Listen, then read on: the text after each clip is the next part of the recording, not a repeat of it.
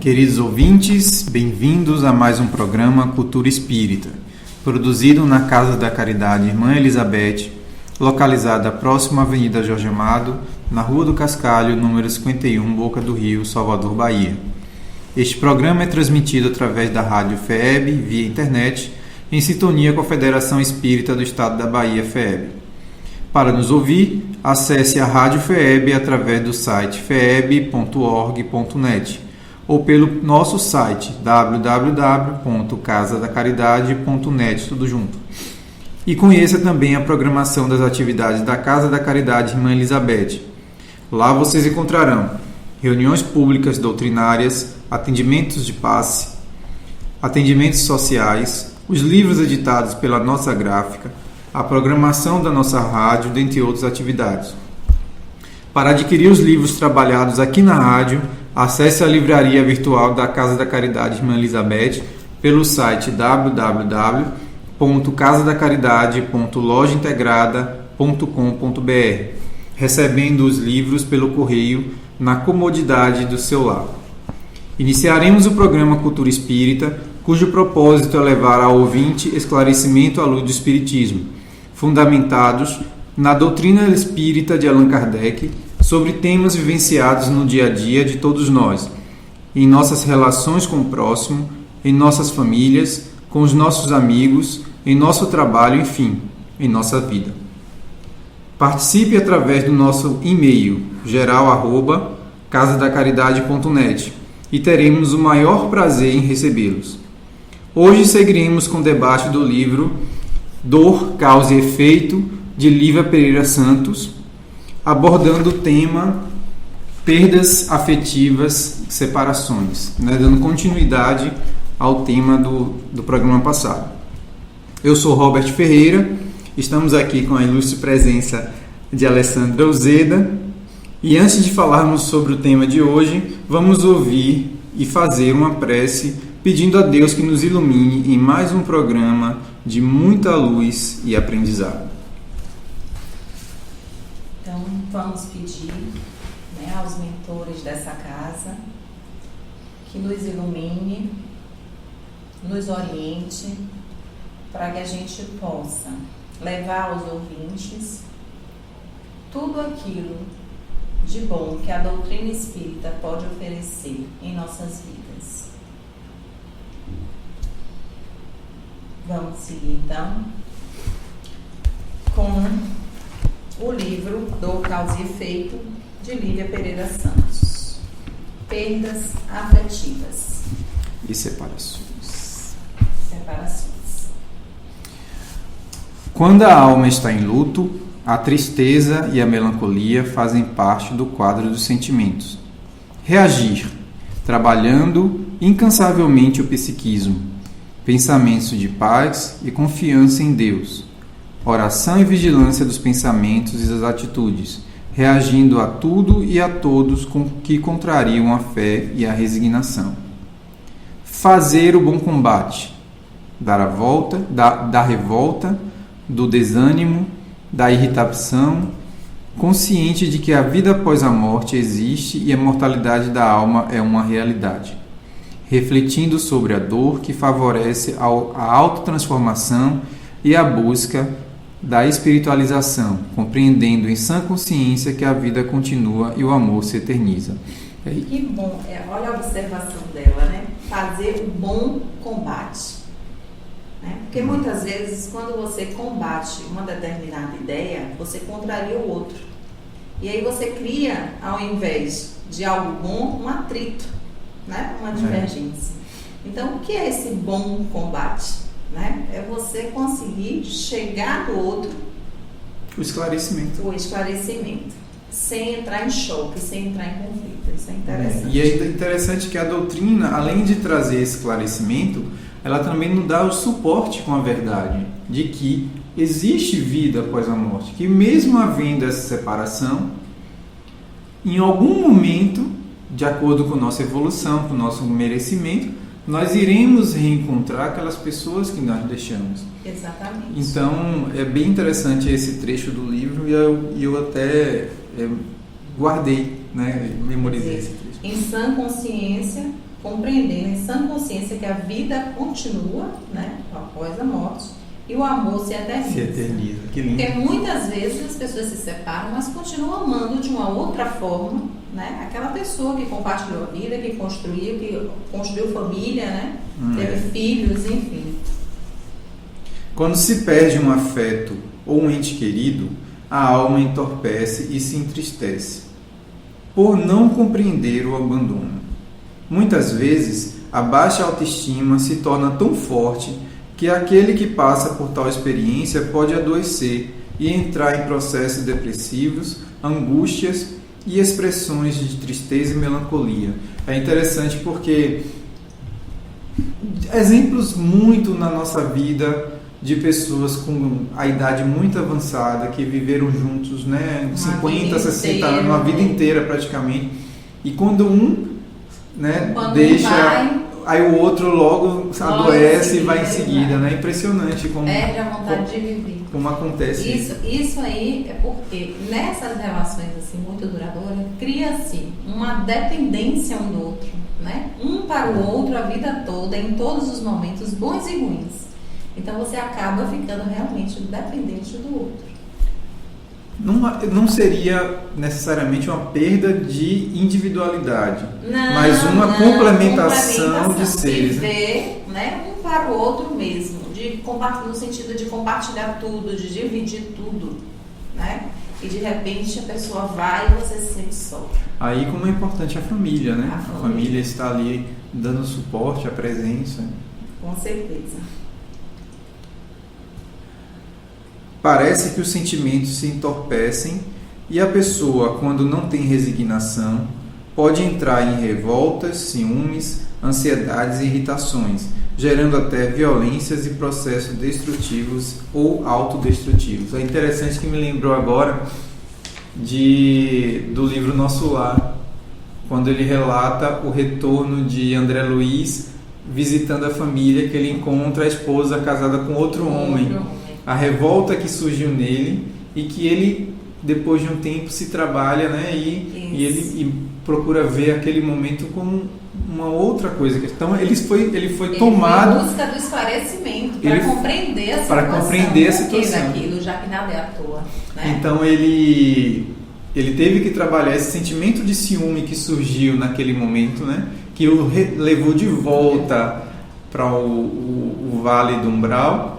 E aí ele trabalhando aquilo, trabalhando esse momento, tentando entender aquilo, foi que ele deu continuidade. É um sentimento de posse, né? E de perda. De perda, posse e de perda, né? De achar que é seu ou sua vida toda e num determinado momento, aquilo tudo muda, né?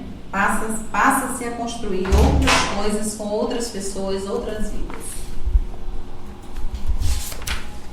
Sem perspectivas de retomar os laços afetivos, quem perde o ser amado se vê em estado de total desânimo e descrédito.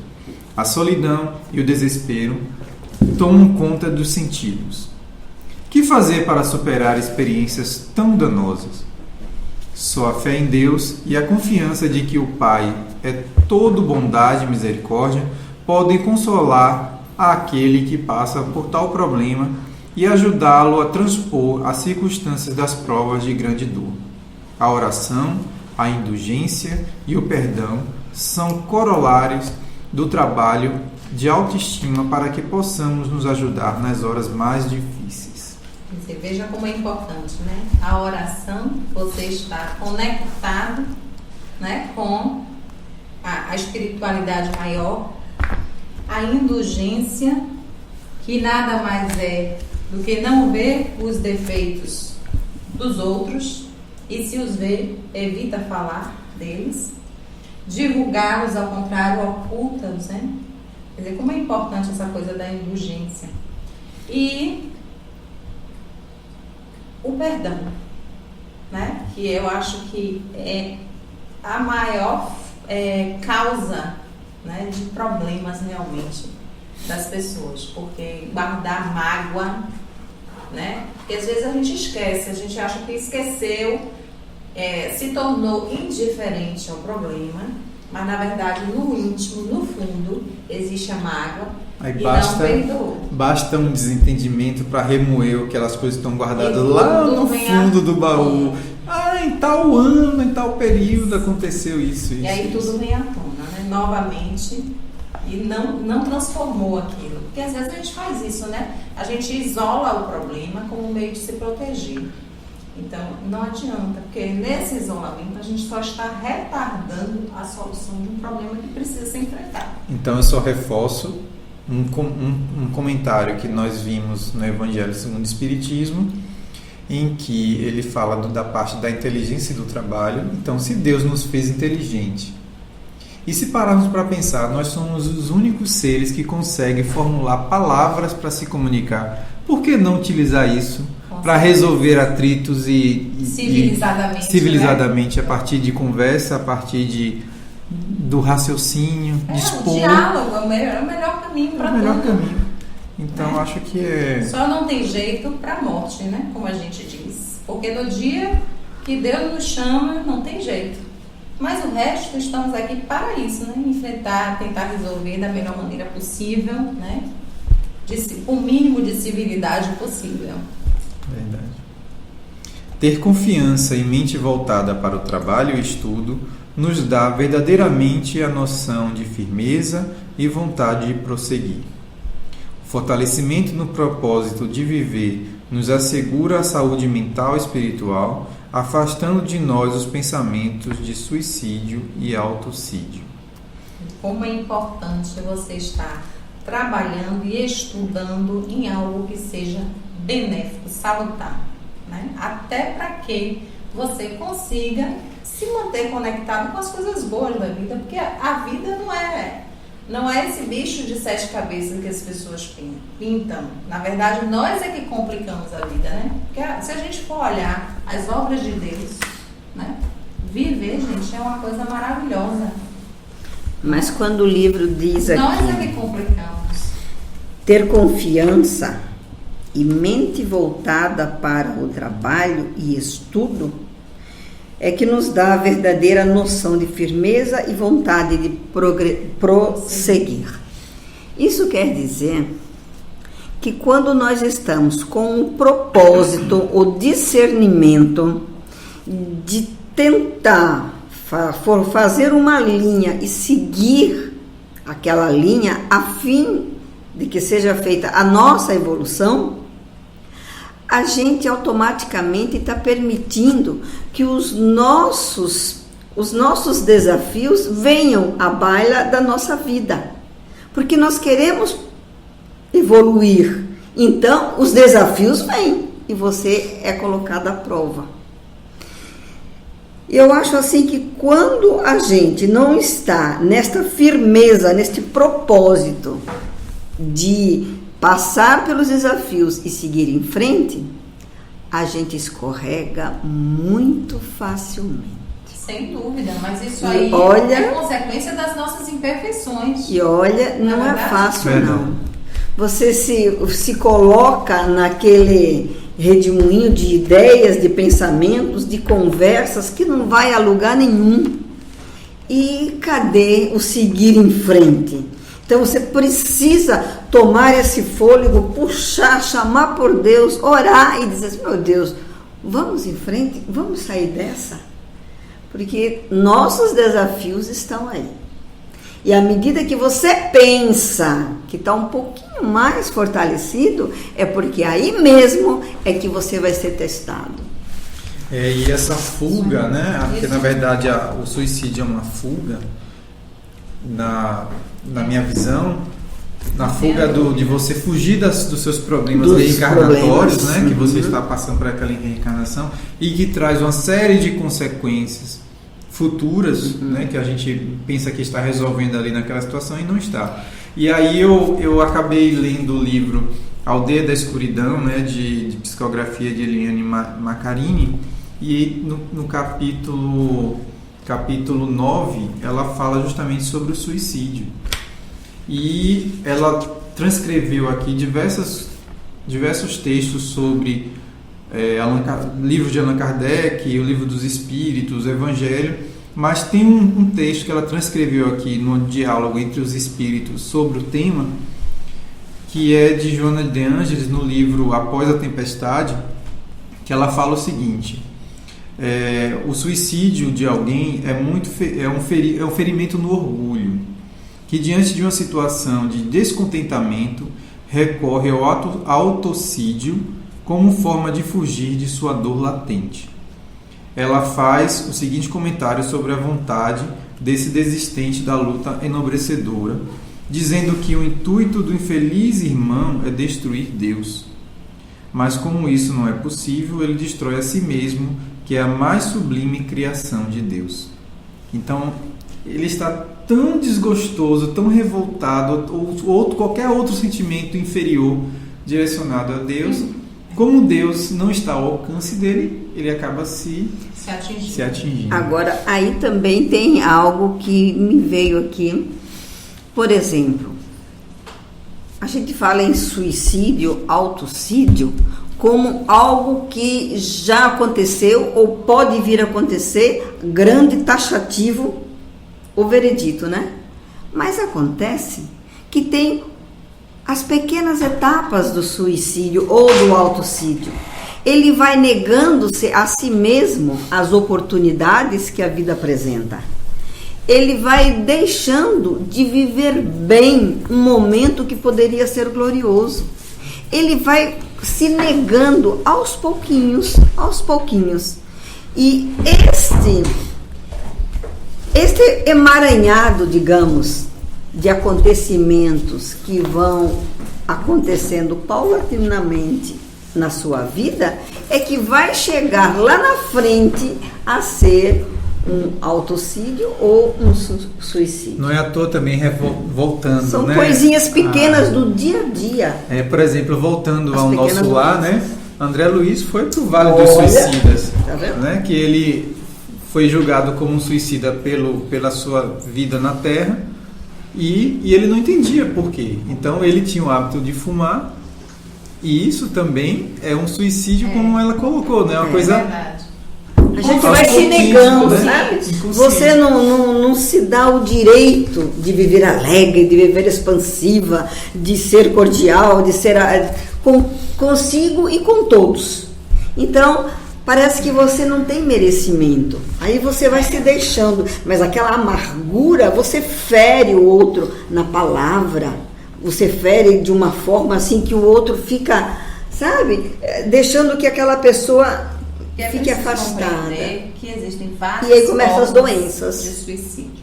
Olha, né? O cigarro que foi citado é uma forma de suicídio. A bebida é uma forma de suicídio. Qualquer vício que altere o seu estado psíquico, o seu estado mental e que seja uma coisa constante, né? Que possa afetar o seu poder de decisão, né, de forma racional, equilibrada, que ele tire mesmo do prumo, não deixa de ser uma forma de suicídio. E no livro de Lívia Pereira Santos, Mediunidade Emocional, eu li essa semana, que eu estou acompanhando o livro dela, muito bom, que no equilíbrio da mente, diz que se você não está plenamente equilibrado, e você vai pelo lado do vício para você ficar mais eufórico, simplesmente você está negando a Deus, porque Ele te deu uma inteligência e todos os componentes de emoções maravilhosas para você ficar feliz e radiante. Sem precisar. Mas você quer mais. Algo mais, né? É verdade. Mas você quer mais. Então você quer mais do que Deus lhe deu. Aí você vai para o vício. E cadê o seu equilíbrio? Aí então vai se infiltrando as doenças, que lá na frente vai ser o autocídio, o suicídio. É isso mesmo. Vamos seguir aqui com o livro. Pois, se não tiver o esforço, a vontade e a perseverança, o homem opta por morrer. Mas a esperança de reconstruir uma vida fundamentada no amor a Deus sobre todas as coisas, deve prevalecer nos pensamentos e nas atitudes daquele que se espiritualiza cada dia. Muito interessante essa questão do suicídio, assim, para elucidar mesmo. Na mediúnica de desobsessão, teve uma entidade para ser doutrinada que havia cometido suicídio. E essa entidade relatava muita dor no estômago, porque a forma de como ele se suicidou foi, ele disse ter ingerido chumbinho, veneno de rato. E aí foi perguntado a ele por que ele atentou contra a própria vida daquela forma. Aí ele disse que tinha adquirido muitas dívidas e que não aguentava mais tanta gente batendo na porta dele para cobrar. Aí eu perguntei, por que ele fez tantas dívidas se ele não podia? E ele disse, né? A ostentação, né? Os filhos também querendo coisas de marca, coisas que ele não podia bancar, né? Viver uma realidade que não se pode ter, né? Querer ter coisas materiais além daquilo que Deus lhe deu, daquilo que ele pode pagar. E aí ele disse que se viu em desespero e atentou, tomou o veneno e desencarnou. Aí eu perguntei para ele, adiantou? O senhor está vendo alguma solução, né? Tendo atentado contra a própria vida? Ele, não, aqui está muito pior do que quando eu estava lá, né? E tanto que ele estava assim, achando que ele nunca mais ia ter nenhuma oportunidade de voltar. Então foi dito para ele que o merecimento dele ia variar em função do arrependimento que ele tinha, porque ele tirou uma coisa que Deus colocou no mundo, né? Foi a vida dele, só Deus coloca a vida. A gente aqui encarnado é obra de Deus. E como ele pôde achar que ele podia tirar e fugir dos problemas dessa forma, né? Então foi o momento que começou o processo de arrependimento dele. Você vê a dimensão da coisa. Ele ainda sentia no perispírito dele todo o sintoma da dor, né? E viu que nada resolveu, né? Provavelmente ainda batem na porta dele para cobrar de filho, de mulher, de tudo, da família, né? Então ele fugiu de um problema e não teve solução. Então isso é muito e lá, além do bater na porta, cobrança de débitos monetários da vida aqui na Terra, vai ter aqueles que vão bater na porta dele para obsidiar. Sim, porque ele foi fraco, se deixou provavelmente por algumas ideias negativas. Isso, e a pessoa que chega ao ponto de tomar algo dessa forma, um veneno, é porque realmente não pode estar no seu estado de lucidez. Obsidiado. Quando ocorre a perda de entes queridos, luto, o homem que já possui conhecimento da vida após a morte sabe que todos nós iremos nos encontrar após o decesso. Já temos a convicção da imortalidade da alma, então sabemos que não morreremos, porém transporemos o portal dos túmulos que só guardam um corpo em decomposição. Quanto à alma, eleva-se no infinito na viagem para a eternidade da vida. Assim sendo, não há separação definitiva, pois para esse mistério, o espírito sobrevive à morte e dá o seu testemunho de sobrevida, o que demonstra que a morte não existe. Essa foi a conclusão de que essa entidade chegou. Quer dizer, ele tirou a própria vida, ficou distante da família, quer dizer, ele adquiriu mais um sofrimento e não resolveu. Ele continua sofrendo as consequências de um suicídio, né? Não é nada. Assegurando o luto temporário, só resta a saudade consentida, pois os laços da alma são eternos e não se rompem após a morte do corpo físico. Essa certeza nos ajuda a sobreviver e a entender a perda dos entes queridos. A dor e o sofrimento se tornam um fio tênue para que a união de afeto e os laços eternos dos sentimentos elevados unam as almas por toda a eternidade. As perdas de ordem material e financeiras também podem ser uma experiência de sofrimento quando ainda não temos a compreensão de que estamos sendo testados na nossa força interior.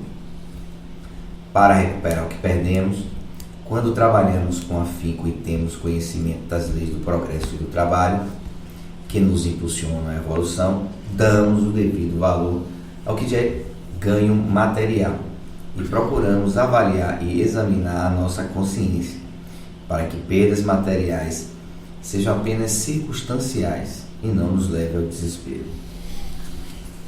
Fé em Deus e trabalho constante nos fazem recuperar de forma equilibrada os bens através das realizações.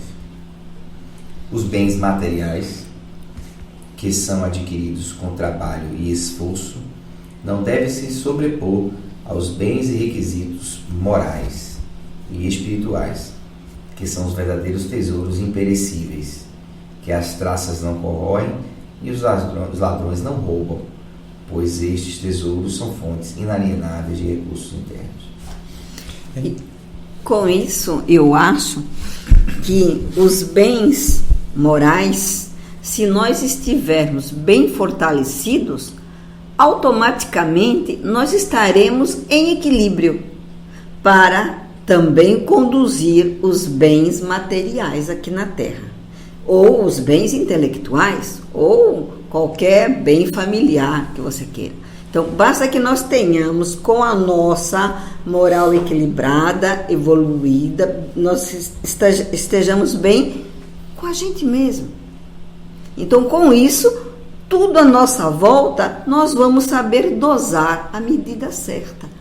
E aí, então, vem o progresso, a lei, onde tudo que trabalhando vai progredir, vai ganhar, vai poder se manter.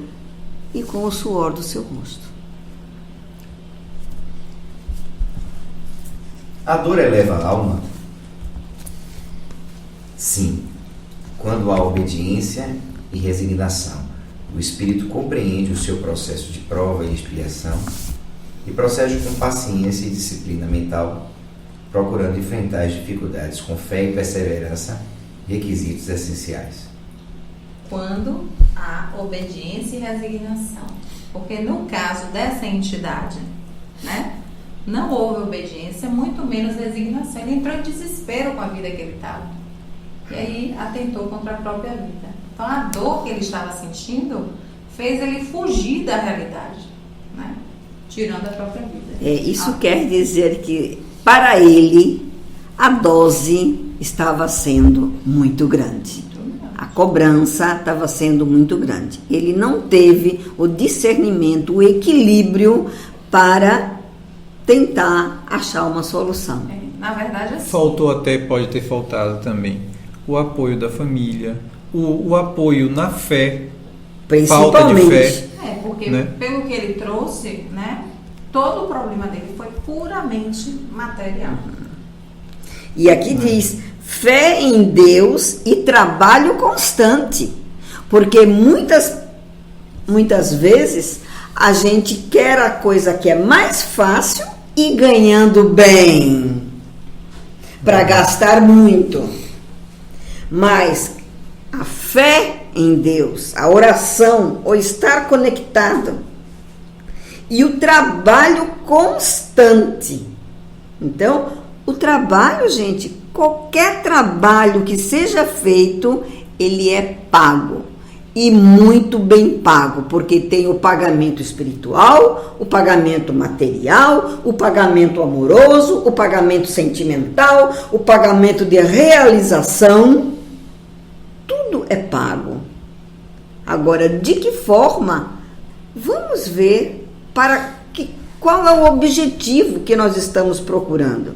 Mas fé em Deus e muito trabalho, ou trabalho constante, é a principal. Os resultados que são colhidos no seio da doutrina, eles caminham na mesma direção da própria vida material, onde o resultado é igual ao nível de esforço empreendido para obtê-lo. Então, se você é obediente e resigno, tende a ter resultados mais favoráveis. E assim é também no plano do dia a dia. Quanto mais você se esforça, quanto mais você luta, quanto você busca, desde que seja dentro das regras morais. Ética, né? Éticas, as regras também. O resultado você colherá. Assim também é. Quando a gente se desliga, quando a gente diminui o ritmo nas coisas que a gente gosta, ou na coisa que a gente foi feito, você vai ter um resultado proporcional ao seu nível de trabalho, ao seu nível de evolução, ao seu nível de esforço, ao seu nível de estudo. E assim é. E em relação a essa questão, inclusive, do seu relato com dos deveres, no caso das provas, e muitos espíritos no processo de suicídio, eles não têm a consciência de que há um contínuo no plano espiritual de provas e expiações e de débitos que ele teve aqui na vida, ou seja, há uma continuidade na cobrança, lógico, no plano espiritual, talvez muito mais intenso, e aí o relato seu tem a ver com isso, muito mais intenso, porque você está desgarrado da possibilidade de imediatamente de pagar. Pagar, com certeza. Ou seja, quanto mais tempo você tem, a mesma coisa quando alguém lhe acusa de alguma coisa, né? Aquela espada que se fala da espada de Damocles, que você fica eternamente ali, é a pior coisa, o pior desgaste que tem, até que se prove o contrário, você carrega aquilo com você. E no plano espiritual é muito mais difícil, muito mais longo essa reversão. Porque até é um processo, né? Primeiro você tem que se arrepender verdadeiramente para que você tenha a oportunidade de reconstruir, né, um novo planejamento para voltar. Quer dizer, você vai voltar com a dívida ainda maior do que a que você veio, porque... Esse soma a interrupção que você teve. Exato, é uma encarnação incompleta, interrompida, né, por um ato de insanidade. E aí, quando ele volta a reencarnar, ele traz... É como o Alessandro colocou, né? Como se o contador estivesse contando e ele tivesse interrompido aquele tempo, mas o contador está ali contando. E aí, quando o tempo se reinicia, já acumulou aquela dívida, né? Dentro dessa mesma linha que a gente está discutindo, uma coisa que eu percebo também nas comunicações, e a gente não deixa também de ter a consciência do que a gente comunica, quando a gente está no processo de comunicação, a gente não perde o controle total, porque se não fosse, nós não retornaríamos muitas vezes, precisava muito. Mas o que eu percebo muitas vezes... precisar alguém lá buscar. Isso, aí, lá buscar, volta. Mas o que eu percebo, assim, é de que alguns espíritos, esses espíritos que têm dívidas e se desligam aqui no processo de suicídio, né? Eles perdem a percepção, e é engraçado que acontece da mesma forma que eles acabam responsabilizando sempre alguém, e é assim com a gente. Os fracassos sempre são do outro, ou são decorrentes do outro, ou de fatores outros, mas nunca nós. E a espiritualidade vem nos seus relatos, e aí a figura do doutrinador, para conscientizá-lo e trazer essa realidade, vem às vezes para dizer assim: olha, a culpa não é minha, eu fui fruto do meio, eu fui fruto do outro, fui vítima, eu fui vítima. E essa vitimização dificulta muito o processo de recuperação do espírito. E é a mesma coisa no plano material. É interessante você colocar isso, porque na quarta-feira passada nós atendemos alguns desencarnes também. Além do suicídio, nós atendemos também alguns desencarnes. Dentre eles, teve um homem que estava ao volante e sofreu um acidente que, ao conversar, ele acabou relembrando do acidente e começou a colocar a culpa na outra pessoa que, segundo ele, tinha fechado. Mas quando eu perguntei, você estava em alta velocidade? Aí ele entrou em choro. Eu falei, então a culpa não foi do outro. Você, pela sua alta velocidade, ao conduzir o veículo, você não teve capacidade de reagir ao erro do outro carro. Então a culpa não foi necessariamente toda direcionada para aquela pessoa, porque ele já estava criando nele um sentimento de revolta que poderia virar uma vingança. E aí ele conseguiu começar a refletir e aí direcionou o sentimento dele naquele momento para outro problema, que era a família que ficou e tal. E aí eu fui mostrando a ele que a família também iria ser confortada pela ausência dele, assim como ele estava sendo agora, de ter vindo para aqui para ser resgatado, né, sendo resgatado. Então ele tinha que ter essa confiança. Ele falou assim: mas minha família não tem ninguém. Aí que você tem a surpresa, porque muitas vezes nas dores é que as pessoas do nosso convívio nos aproximam. Nós temos que ter uma consciência de que se tem velocidade, está se colocando em risco, né? Então, e mesmo assim, com essa consciência, olha que o há livre-arbítrio. risco, você vai e faz, então não tem jeito, você é responsável por aquilo. A mesma coisa, bebida e direção. A mesma coisa. Também já atendi um espírito de um rapaz jovem que misturou a bebida com a direção e desencarnou. E ele não entendia ainda, né, o que ele estava fazendo. Como ele disse, não seria se eu estou vivo ou se eu estou morto. Olha a noção. Aí foi perguntado para ele, ele descreveu o que acontecia. O que aconteceu? Aí eu perguntei para ele, falei, por quê? Qual foi a causa do acidente? Ele disse que só via o carro, né, rodando na estrada. E eu perguntei a ele, o que foi que levou a causa? Qual foi a causa do acidente? E ele respondeu, tá certo que eu ando fazendo umas farras a mais. Andava fazendo umas farras a mais. E aí fui dirigir e perdi o controle do carro. Então quem é o responsável? Né? Eu falei, então, porque ele não estava entendendo porque ele havia desencarnado como um suicida. É uma forma de suicídio. É uma forma de suicídio. Porque ele, sendo racional, consciente, inteligente, sabia que alto e direção são duas coisas que não se misturam. Quando você mistura, você corre o risco de atentar contra a sua vida e contra a dos outros. Né? Felizmente foi só a dele, segundo ele. Né? Mas a responsabilidade do suicídio é uma forma de suicídio. Administradores físicas e morais, total conscientização de que as dores são passageiras e precisamos enfrentá-las, sem temê-las. A proposta dos estudos espíritas é de autodescoberta. Portanto, em quaisquer situações, precisamos saber o que verdadeiramente somos e como procedermos diante dos desafios da dor.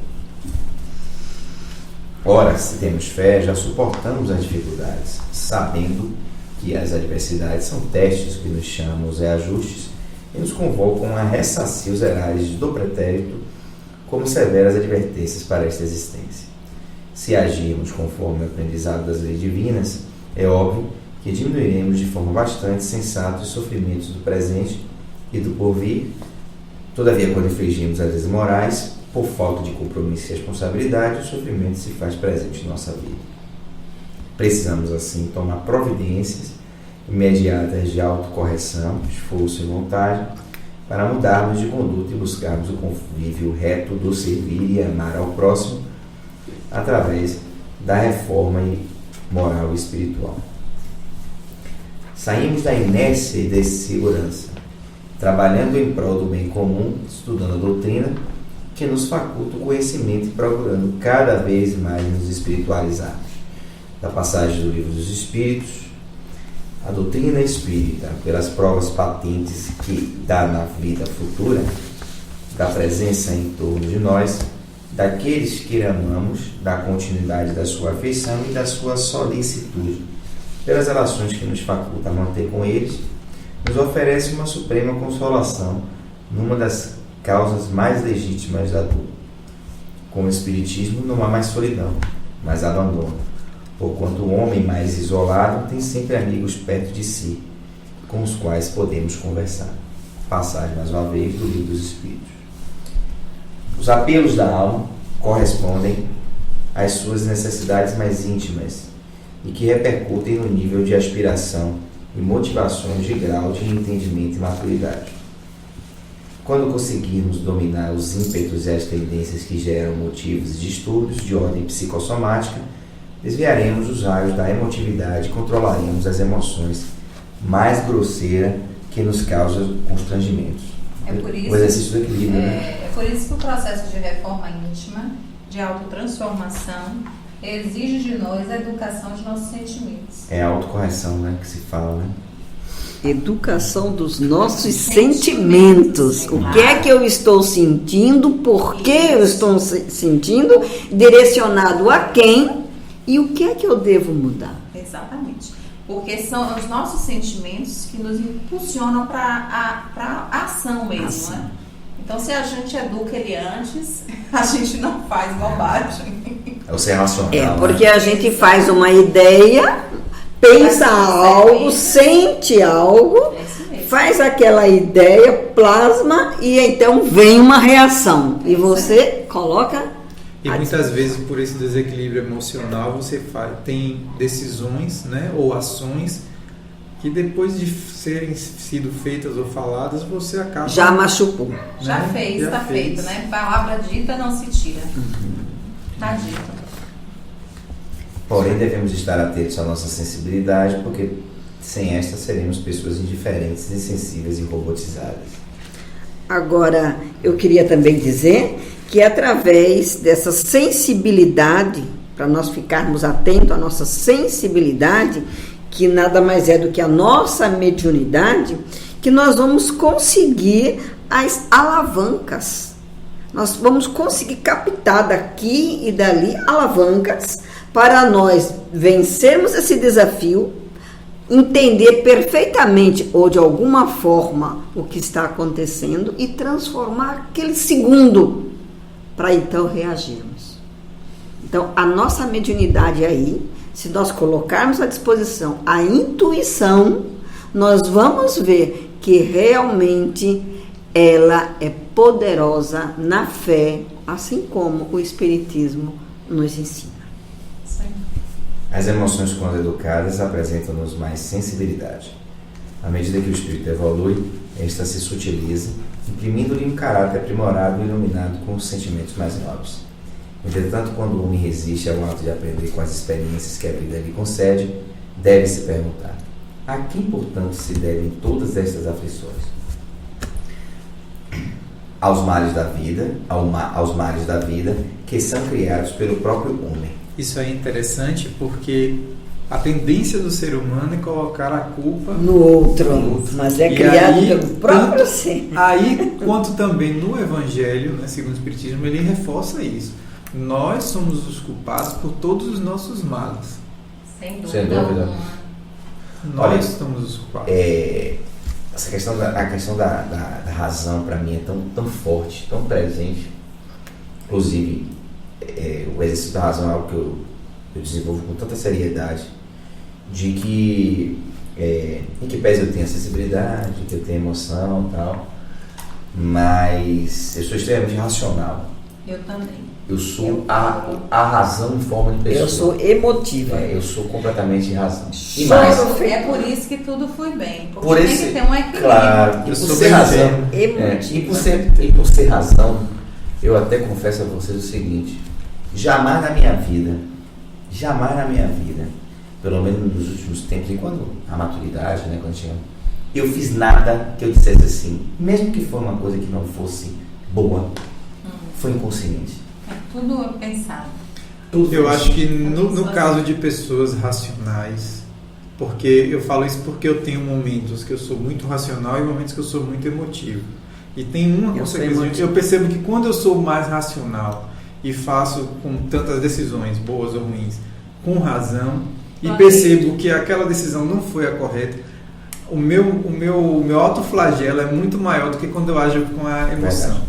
Verdade. A gente se culpa Se muito culpa, mais. se cobra. A questão da emoção, Oh, meu Deus. ela tem um aspecto interessante. É lógico que a gente vai fazer a análise do perfil psicológico, mas a emoção, ela levada aos extremos, ela é um discurso do ato. Ou seja, como é que eu posso ser claro? No sentido de que, eu agi dessa forma porque eu estava emocionalmente. Não, estou falando das coisas mais simples, mais singelas, nada de decisões das mais complexas, mas assim, só aquilo pode levar ao ser humano a dizer assim: não, eu tomei ação em função da emoção, do estado emocional que eu ali estava. Como você, e aí, lógico que ser emoção, ser razão, isso é tudo. Ninguém é totalmente razão. E a gente tem que buscar Depende sempre do o meio momento. termo. Eu acho que ninguém. A gente tem que buscar o meio tempo, porque muitas vezes Vai o equilíbrio. ser eminentemente racional, ele perde a oportunidade de ter a sensibilidade de observar mais o outro. Sim. Muitas coisas. Exatamente. Então eu tenho até E que de tenho essa consciência viver. racional. E de viver De boas observar. oportunidades. Agora o racional, e aí eu tenho, para mim, quando ele aborda isso, para mim ficou tão claro assim, de que o flagelo, o peso do para o racional aos extremos é muito maior, porque ele não tem ao que recorrer. Entendeu? E eu estava querendo me encontrar aqui no livro de Lívia, Dor, Causa e Efeito, uma passagem que nós já discutimos aqui na rádio, em outro programa, que ela fala também de uma questão muito perigosa das pessoas racionais, que é agir acreditando um raciocínio lógico para justificar uma imperfeição moral sua. Sim. Né? Que aí ela chegou a falar disso em alguma parte aqui, mas eu não encontrei ainda. Mas é interessante. Né? Aí Porque você fala assim, eu faço isso por causa disso. Ou então, por exemplo, um exemplo, uma pessoa que foi traída pelo seu cônjuge em modo geral. Então ela acaba traindo como justificativa pelo fato de ser traída. Então ela está justificando o mal pelo mal. Então isso é muito comum nas pessoas racionais. Até mais do que as emocionais. Sim, que fez aquilo por isso que tem pela emoção. né? Tem que encontrar a razão e a justificativa em você mesmo. Já disse que o homem é artífice do próprio caminho. Eu não pego essa frase porque eu sou péssimo para decorar a frase, é a única que eu decorei. Aos males da vida que são criados pelo próprio homem, quando não aceita as lições morais e espirituais da doutrina cristã, que são indicadoras do processo evolutivo e de transformações para a melhoria da humanidade. Quando temos só a visão imediata das dores e dos sofrimentos, e não temos a consciência de infringirmos as leis morais ou de nossas vidas pretéritas, parece que estamos sendo castigados, que somos inocentes e que nada cometemos que nos viesse causar tais infortúnios. E sem a compreensão e entendimento da lei da reencarnação, achamos injustas as provas e as expiações. Mas é importante esse debate, e aí eu acho que o livro de Lívia, os livros de Lívia, pelo menos os últimos livros de Lívia, ela estava no momento da vida dela em que ela estava muito discutindo emoções. O último livro dela sinaliza para isso. E muito bom o livro, viu? Causa e efeito, ela parece que se desnudou, foi buscar no fundo da alma a emoção guardada de uma vida. Porque tem muito ensinamento, você lê uma frase ali e você procura o significado daquilo e realmente tem profundidade. Tem profundidade. Então, meus queridos ouvintes, hoje, para nós finalizarmos esse programa, que graças foi bastante debatido, nós vamos ler aqui do livro Se Você Puder, do livro de Chico Xavier, pelo espírito André Luiz. Então, as respostas da vida de Chico Xavier, pelo espírito André Luiz. E diz: se você